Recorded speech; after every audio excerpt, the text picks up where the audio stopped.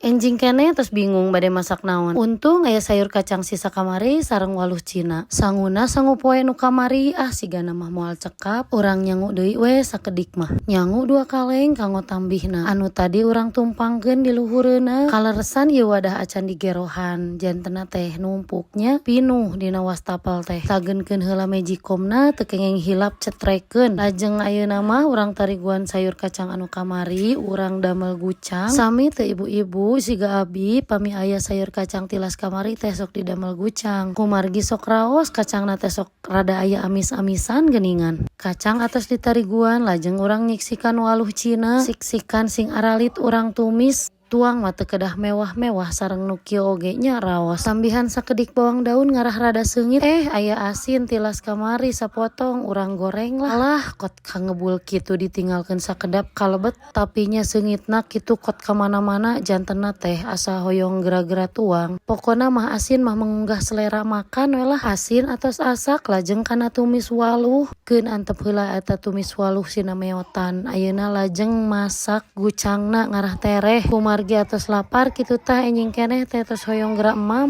Teu karekord sadayana ieu mah guys. Sapertosna mah hape oge lapareun sigana mangangseu bau asin. Jadi we hoyongeun dicas.